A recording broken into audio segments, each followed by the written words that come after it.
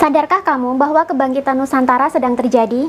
Ataukah kamu sudah bisa merasakannya bahwa Nusantara yang selama ini tertidur dan terpuruk sedang bangkit menuju era keemasannya? Sebenarnya apa sih yang dimaksud dengan kebangkitan Nusantara itu? Ini maksudnya adalah kebangkitan Indonesia yang selama ini terpinggirkan, terpuruk, kerap menjadi keset bagi bangsa lain, kerap terkalahkan oleh budaya dan paham dari bangsa lain, yang kehilangan jati dirinya, yang tertidur pula selama ratusan tahun, kini mulai bangun dari tidur panjangnya dan mulai bangkit untuk menunjukkan kepada dunia bahwa Indonesia bukanlah bangsa ecek-ecek yang bisa dimanfaatkan oleh pihak-pihak tak bertanggung jawab. Indonesia atau Nusantara adalah bangsa besar yang sedang tertidur. Jika selama ini kita lupa pada jati diri kita sendiri, maka di saat-saat inilah kita sedang disadarkan untuk melek, untuk bangun dari tidur panjang, dan mengatakan kepada dunia bahwa kita bukanlah bangsa yang terpinggirkan. Kita punya ideologi sendiri, punya jati diri sendiri, dan kita mampu berdiri di atas kaki kita sendiri. Kebangkitan Nusantara ini sudah lama diramalkan dalam karya-karya sastra kuno. Di antaranya adalah Serat Jangka Sabdopalon atau yang lebih terkenal sebagai Sabdopalon Nagih Janji, Serat Darmo Gandul, Serat Mahameru Kuno, dan Serat Jangka Jayabaya. Diungkapkan dalam serat-serat kuno tersebut, sejak punahnya kerajaan Majapahit, maka Nusantara akan mengalami kemunduran. Nusantara akan kehilangan jati dirinya. Nusantara akan terus menjadi bangsa yang dijajah dan diliputi oleh beragam konflik. Kelak 500 tahun kemudian, jati diri Nusantara akan kembali dan Nusantara akan bangkit kembali menjadi mercusuar dunia, dan seluruh dunia akan dibuat terpukau oleh kemilau kejayaan Nusantara. Setidaknya begitulah yang diungkapkan oleh Sabdopalon, sang pamomong gaib tanah Jawa, yang tertulis dalam serat-serat tersebut. Jika dihitung berdasarkan tahunnya, maka 500 tahun kemudian, era di mana kebangkitan Nusantara terjadi sudah jatuh pada tahun-tahun ini. Sudah jatuh pada generasi kita. Makanya, jika kalian merasakan perubahan drastis, baik dalam hal pengetahuan, spiritual, dan pemahaman dalam beragama dan berhubungan dengan sesama manusia, ini tidaklah mengherankan. Karena menurut apa yang diramalkan oleh leluhur-leluhur Nusantara, kebangkitan Nusantara sudah dimulai pada generasi kita. Dan kebangkitan ini memiliki banyak tanda. Apa sajakah tanda itu? Yang pertama, muncul pemimpin dari pinggiran kali Solo. Dalam Serat Mahameru Kuno tertulis ramalan Sabdopalon Nagih Janji sebagai berikut. Suatu ketika akan datang seorang pemimpin dari pinggiran kali Solo dan bakal mampu mewujudkan impian anak cucuku. Pemimpin itu memberikan hak-hakku yang sebelumnya direbut bangsa keturunan Kurawa. Dan di tempat yang barulah seluruh dunia akan dibuat silau dengan cahaya Nusantara. Selama ini, Indonesia sudah dipimpin oleh 7 orang presiden, namun hanya ada satu presiden yang berasal dari daerah yang pinggirnya dilewati oleh Kali Solo. Ini bisa ditafsirkan sebagai Sungai Bengawan Solo, yakni kota Solo itu sendiri. Siapakah presiden ini? Sudah pasti kalian tahu semua dong, yakni Bapak Joko Widodo yang dulu pernah menjabat sebagai wali kota Solo selama 2 periode. Jokowi juga ternyata dilahirkan di Solo, sedangkan presiden-presiden lain dilahirkan dan berasal dari kota lain. Soekarno dilahirkan di Surabaya, Soeharto dilahirkan di Yogyakarta, B.J. Habibie dilahirkan di Sulawesi, Megawati dilahirkan di Yogyakarta, Gus Dur dilahirkan di Jombang, dan SBY dilahirkan di Pacitan. Hanya Jokowilah yang persis dilahirkan di Solo, kota yang dilewati Kali Solo di pinggirannya. Ini sesuai dengan naskah Serat Mahameru. Yang kedua, meletusnya Gunung Merapi setelah 500 tahun kejatuhan Kerajaan Majapahit. Kerajaan Majapahit memiliki 2 versi tahun kejatuhan, namun jika dilihat dari naskah Darmo Gandul, Majapahit runtuh pada tahun 1478. Dalam naskah ini juga dikisahkan 500 tahun kemudian Sabdopalon akan kembali untuk mengembalikan kejayaan Nusantara dan membangkitkan ajaran leluhur Nusantara. Kembalinya Sabdopalon ditandai dengan meletusnya Gunung Merapi dan laharnya nanti mengalir ke arah barat daya. Dalam Serat Darmo Gandul juga tertulis perjanjian Sabdopalon dengan raja terakhir Majapahit yang bernama Prabu Brawijaya kelima. Di situ tertulis bahwa masa kejatuhan Nusantara hanya berusia 500 tahun dan 4 zaman, di mana di masa ini Nusantara mulai jatuh kepada kekuasaan kerajaan Islam dan mulai mengalami kemunduran dari beragam sisi. Hitungan zaman atau masa paling dekat dalam sistem kalender Jawa adalah sewindu atau 8 tahun. Jika demikian, 4 zaman yang dimaksud adalah 32 tahun. Jika ditilik dari tahun kejatuhan kerajaan Majapahit, maka 500 tahun dan 4 zaman itu perhitungannya adalah tahun 1478 ditambah 500 tahun ditambah 32 tahun sama dengan tahun 2010. Ini adalah tahun terakhir kali Gunung Merapi meletus dan beritanya menghebohkan jagat pertelevisian Nusantara selama berminggu-minggu. Yang ketiga, ditegakkannya kembali agama Budi. Dalam naskah Jangka Sabdo Palon ataupun ramalan-ramalan Sabdo Palon Nagih Janji yang tertulis di serat-serat lain, disebutkan bahwa setelah 500 tahun terhitung dari kejatuhan Majapahit, maka Sabdo Palon akan kembali ke Nusantara dan mengembalikan agama Budi ke masyarakat. Sabdo Palon juga memberi pertanda jika Gunung Merapi meletus dan memuntahkan laharnya, kemudian bau laharnya sangat tidak sedap, serta laharnya mengalir ke arah barat daya. Maka itulah pertanda bahwa agama Budi sudah kembali ditegakkan di tanah Nusantara. Dalam naskah Darmo Gandul terdapat penjelasan lumayan lengkap mengenai pengertian agama Budi ini. Dalam Darmo Gandul, Sabdo Palon menjelaskan bahwa agama Budi ini merupakan ajaran Budi yang menjadi inti ajaran agama Siwa Buddha yang dulu menjadi agama resmi Majapahit. Inti ajaran Budi adalah bahwa setiap manusia sudah dibekali Tuhan sebuah roh ilapi atau ruh ilahiyah yang menjadi inti manusia, yang menjadi nyawa manusia, yang menjadikan manusia bisa hidup. Ruh ilapi ini adalah perangkat rohani yang berasal dari percikan cahaya Tuhan, yang mengandung pesan dari Tuhan, yang mengandung pemikiran Tuhan, dan juga memiliki energi dari Tuhan. Selama manusia memegang teguh apapun titah dari ruh ilapi ini, maka sama saja manusia telah berada di jalan Tuhan yang benar. Sejatinya, Tuhan selalu memberikan pesan kepada manusia agar manusia bisa hidup sesuai dengan titahnya. Pesan inilah yang berada di dalam ruh ilapi manusia, yang oleh tasawuf Islam disebut sebagai Roh Qudsi atau Nur Muhammad, oleh umat Kristen disebut sebagai Roh Kudus, oleh umat Hindu disebut sebagai Atman, oleh umat Buddha disebut sebagai Bodhicitta atau kesadaran, dan oleh orang Kejawen disebut sebagai Yitma atau diri sejati. Inilah bagian dari manusia yang murni dari sang sumber kehidupan. Jika manusia mengenali ruhnya, maka dia mengenali jati dirinya. Definisi ini juga selaras dengan ajaran kesadaran murni yang kini populer dalam budaya spiritual di barat. Dalam konteks kesadaran murni, ruh ilapi ini disebut sebagai higher self, the light atau inner self. Pesan yang berasal dari ruh ilapi adalah pesan dari Tuhan langsung yang berisi kecerdasan, kebahagiaan, dan kebijaksanaan. Bahasa Indonesia memiliki konteks kata nurani yang definisinya paling mirip dengan konteks ruh ilapi ini. Dari sinilah muncul budi pekerti luhur untuk kehidupan manusia. Karena itu, salah seorang budayawan Indonesia, yakni Sujiwo Tejo, pernah berkata di salah satu program televisi bahwa ketika agama Budi nanti kembali, bukan berarti akan memusnahkan agama-agama lama yang sudah ada di Indonesia, melainkan tetap pada agama masing-masing, namun lebih mengedepankan pada budi pekerti yang luhur dan etika yang baik. Budi pekerti yang luhur ini dilahirkan dari percikan cahaya Tuhan di dalam diri. Coba deh, jika kalian rajin mendengarkan suara dari dalam hati nurani kalian masing-masing, pasti pertimbangan-pertimbangan yang muncul adalah bijaksana semua. Betul apa benar? Inilah pertanda jika agama Budi telah kembali kepada kehidupan manusia, yakni ketika manusia telah kembali berpegang teguh pada hati nurani masing-masing, alias berpegang teguh pada percikan cahaya Tuhan di dalam diri masing-masing. Yang keempat, berdirinya Garuda Wisnu Kencana di Pulau Dewata.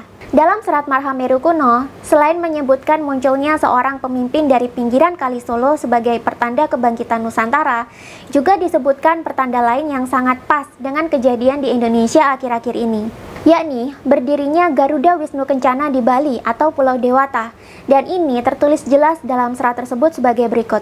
Ingat, berdirinya Garuda Wisnu Kencana di Pulau Mahadewa akan mengawali tonggak dunia Nuswantara telah lahir kembali. Pulau Mahadewa ini banyak ditafsirkan sebagai Pulau Bali karena julukan Pulau Bali memang Pulau Dewata.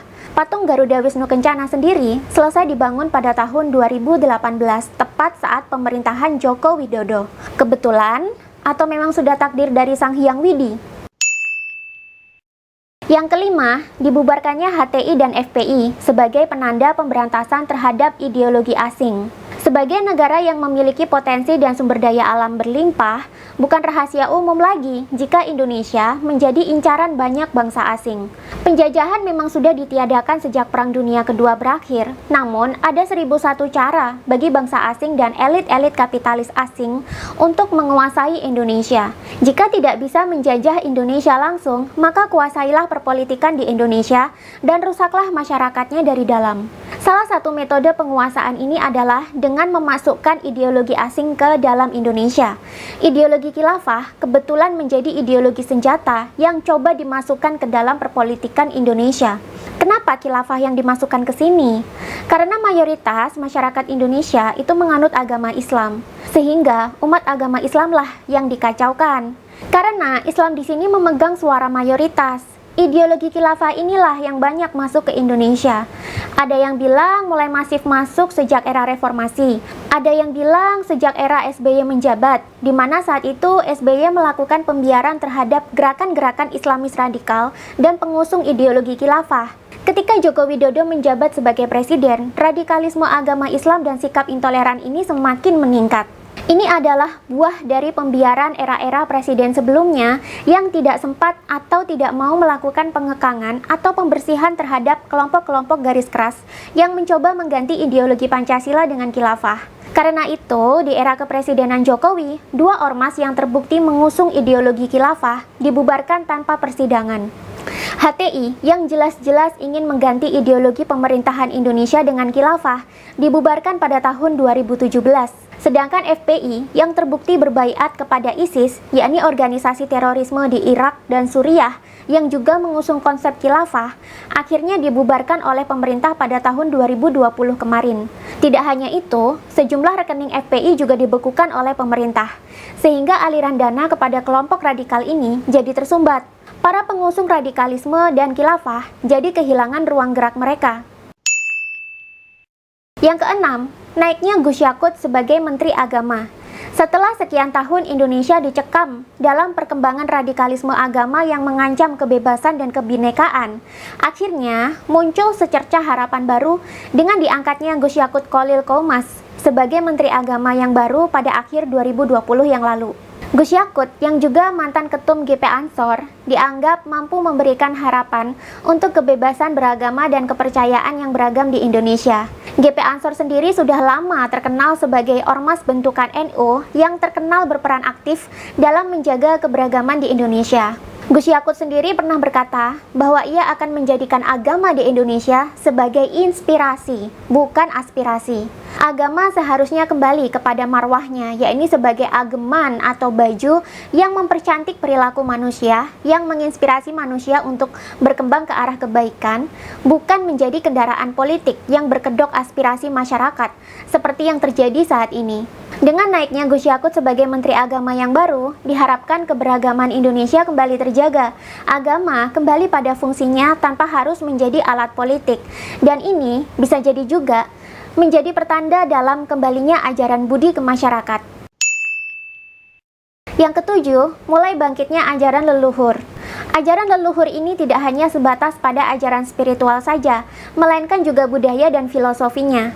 Jika kalian lihat di sekitar kalian mulai banyak bermunculan anak muda yang mulai berani menampilkan adat dan budaya daerahnya ke sosial media, mulai banyak anak muda yang kembali menerapkan filosofi-filosofi leluhur dalam kehidupan mereka sehari-hari, maka ini adalah bagian dari bangkitnya kembali ajaran leluhur.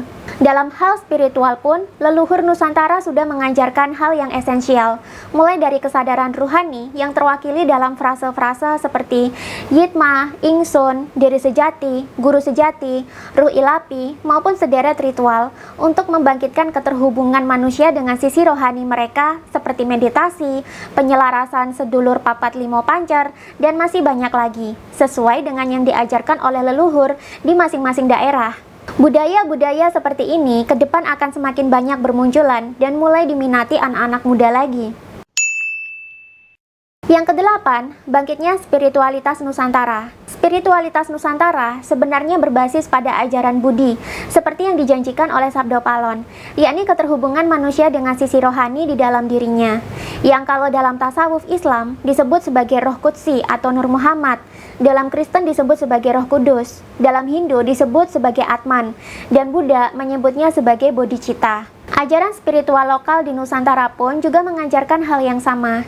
Jika di ajaran Jawa kuno, sisi rohani manusia disebut sebagai Yitma atau guru sejati, kalau di daerah kalian disebut sebagai apa?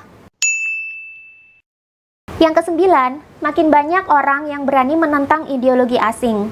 Baru-baru ini, dalam videonya, Jokowi sempat mengingatkan kita untuk berhati-hati dengan masuknya ideologi transnasional yang masif menjangkiti Indonesia selama masa pandemi.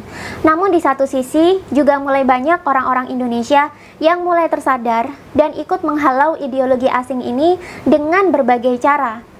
Entah dengan memberikan pencerahan melalui konten-konten di media sosial, memberikan pemahaman kepada keluarga dan kerabat terdekat yang mulai terpapar radikalisme, atau memberikan pemaparan dalam ceramah-ceramah agama, seperti yang dilakukan oleh banyak ulama-ulama NU akhir-akhir ini. Kiai Haji Said Akil Siroj, Dr. Habib Muhammad Lutfi bin Ali bin Yahya, dan Buya Arazi Hashim adalah contoh beberapa pemuka agama nasionalis yang akhir-akhir ini sibuk berdakwah menghalau ideologi asing tersebut di atas mimbar.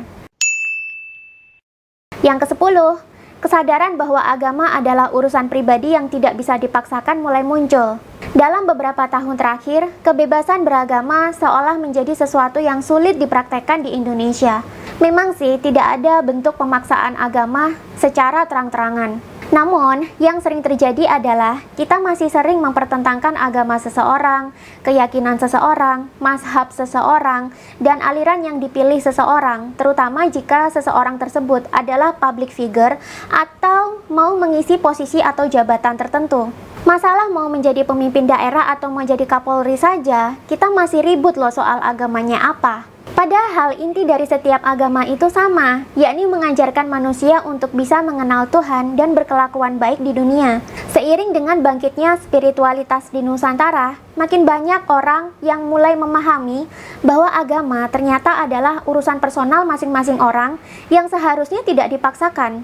Tuhan itu ibarat langit, dan agama ibarat jendela di rumah kita yang kita gunakan untuk melihat langit. Berbeda bentuk jendela akan menampilkan pemandangan langit yang berbeda pula.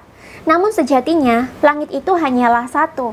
Jendela yang berbeda menyebabkan sudut pandang yang berbeda pula. Begitulah agama itu. Agama itu berbeda dan memiliki metode sendiri dalam mengenali Tuhan. Namun sejatinya semuanya sama karena sama-sama melihat Tuhan yang satu. Jika sudah sadar tentang hal ini, maka ke depan agama tak lagi menjadi sesuatu yang dipaksakan.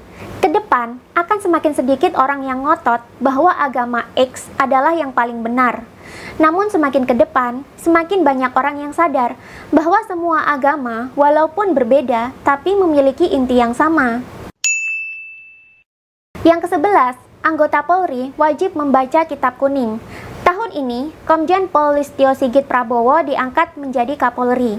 Salah satu terobosan yang dilakukan adalah mewajibkan seluruh anggota Polri yang beragama Islam untuk mengaji Kitab Kuning.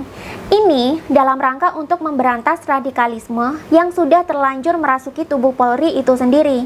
Kitab Kuning sendiri adalah kitab yang menjadi pedoman ajar di pondok pesantren NU, di mana kitab ini mengajarkan inti beragama Islam yang lebih moderat dan ditulis oleh ulama-ulama salaf di abad ke-10 sampai ke-15 Masehi yang terbebas dari kepentingan politik dan perebutan kekuasaan. Dengan mempelajari Kitab Kuning, diharapkan anggota Polri mendapatkan pemahaman agama Islam yang bebas dari radikalisme.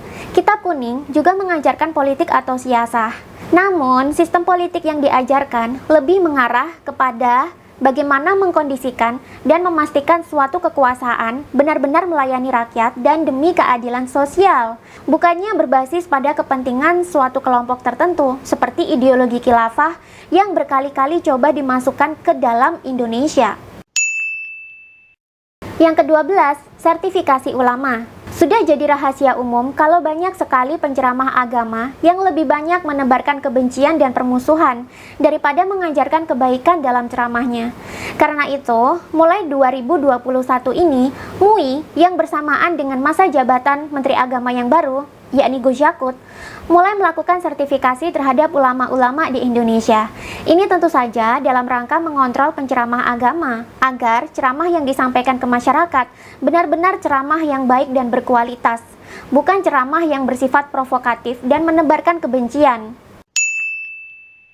Yang ke-13, pembersihan radikalisme di tubuh ASN melalui tes wawasan kebangsaan.